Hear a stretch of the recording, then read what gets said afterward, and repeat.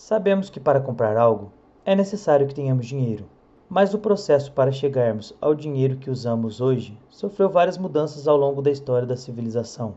As formas de moeda de troca que usamos hoje em dia, como ouro, papel moeda e até mesmo criptomoedas, foram se adaptando conforme as necessidades e tecnologias de cada época. E nesse contexto, você pode se perguntar: como surgiram as criptomoedas? É o que vou lhe explicar nesse vídeo: a história das criptomoedas. Não se esqueça de inscrever-se no canal, deixar o seu like e ativar o sininho das notificações. Antigamente, toda negociação era feita à base de troca, onde você oferecia algo de valor que você possuía e trocava por algo que lhe interessasse.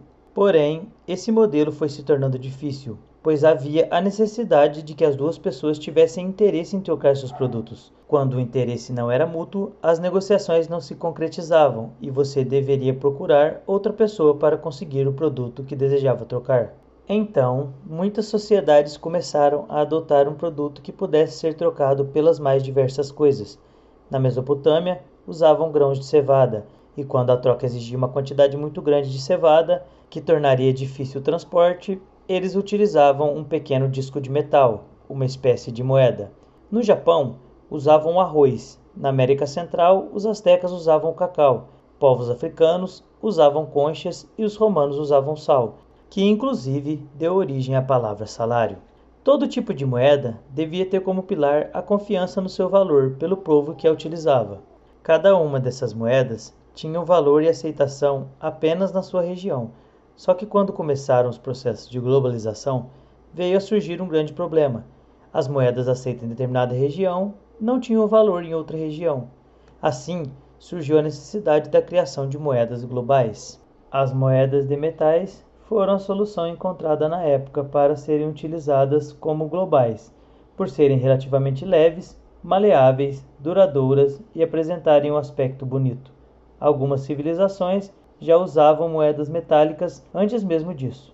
Porém, os valores de cada moeda mudavam regionalmente, dependendo principalmente da escassez ou abundância do metal na região.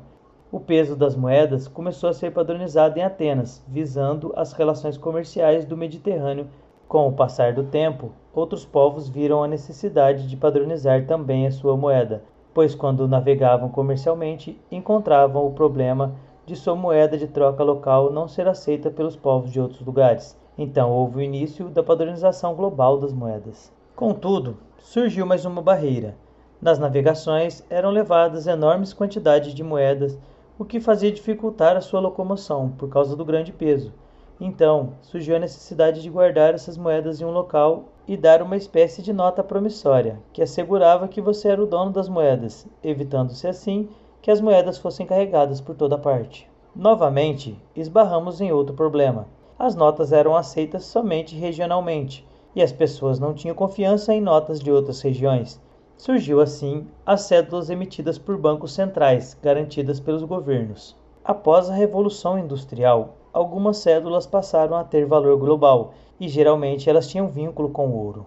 Após a Segunda Guerra Mundial, surgiram o Fundo Monetário Internacional e o Banco Mundial, e o dólar passou a ser a moeda referência mundial, possibilitando a quem o possuísse trocar por uma quantia de ouro nos bancos. De 1971 a 1973, acabou o acordo que vinculava o dólar ao ouro, e começou a era que conhecemos hoje em dia, o padrão do dinheiro fiduciário, onde surgiu a era do papel moeda, onde o seu valor se dá única e exclusivamente à confiança das pessoas no seu valor e nos bancos centrais.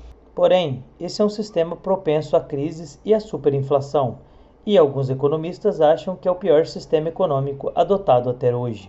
No auge da crise financeira de 2008, surge então uma mensagem de um tal Satoshi Nakamoto em um fórum, dizendo que ele estava trabalhando em um sistema P2P, que significa de pessoa a pessoa, que não dependia de nenhum terceiro de confiança. Até hoje, ninguém sabe ao certo quem é essa pessoa, se é homem, mulher ou um grupo de pessoas. Esta mensagem foi publicada em 31 de outubro de 2008.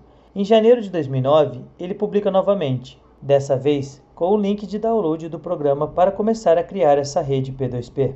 O Bitcoin surge com a ideia de replicar o dinheiro real de forma virtual, com as transações entre pessoas sem depender de um intermediário.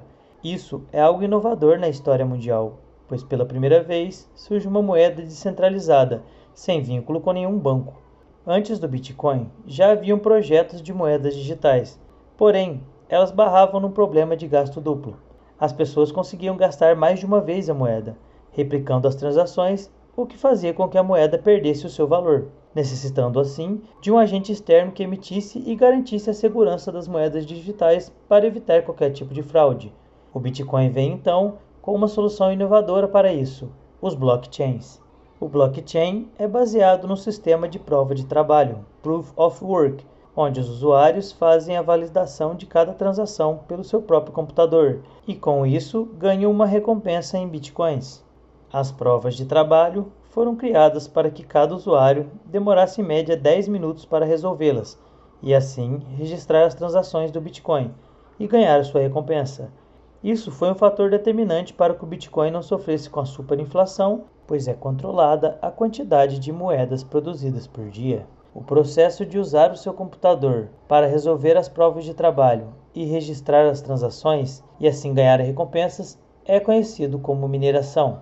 Quanto mais gente minerando, maior a complexidade do problema da prova de trabalho, garantindo-se sempre que demore cerca de 10 minutos para que o computador execute-a.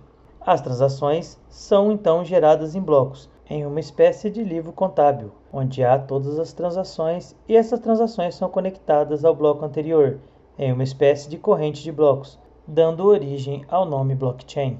Uma das variáveis da prova de trabalho é justamente o resumo das transações do bloco anterior, e o resultado da prova de trabalho inclui também uma referência a esse bloco. Sendo assim, um usuário que tentasse mudar o resultado de um bloco teria que refazer a de todos os blocos anteriores a esse, e seria facilmente percebido pelos milhares de computadores minerando simultaneamente. A mineração é então o coração desse sistema, e ela que garante a segurança da rede. O Bitcoin apresenta as vantagens de ser rápido, não poder ser confiscado, não sofrer com inflação, gerar mais privacidade e ser uma rede descentralizada, onde não precisa de terceiros. Sendo assim, você é o seu próprio banco. A primeira transação com Bitcoin da história ocorreu em 2010, onde o dono das moedas trocou cerca de 10 mil Bitcoins por 2 pizzas grandes, que custavam cerca de $25. O preço do Bitcoin nessa transação foi de aproximadamente 0,0025 centavos de dólar. Hoje em dia, o mesmo valor em Bitcoins corresponderia a mais de 3 bilhões de reais. Com certeza, as 2 pizzas mais caras da história. Com a ascensão do Bitcoin, surgiram diversas outras moedas, com os mais variados projetos, com moedas que valorizam centenas ou até milhares de vezes em poucos anos. Apesar de ser um mercado muito promissor, é bom estudar bastante os projetos de cada criptomoeda, pois se trata de um mercado de alta volatilidade, gerando muitas altas e baixas durante todo o ano. Hoje em dia, é muito fácil fazer transações com criptomoedas. Existem muitas corretoras que permitem isso, onde você opera utilizando um par de troca da criptomoeda que você deseja comprar pelo ativo que você possui, como por exemplo o par Bitcoin real. Nos próximos vídeos eu trarei mais conteúdo sobre criptomoedas e as corretoras, além de mais conteúdo sobre análise dos gráficos. Deixe nos comentários o que você gostaria que fosse abordado nos próximos vídeos. Obrigado e até a próxima.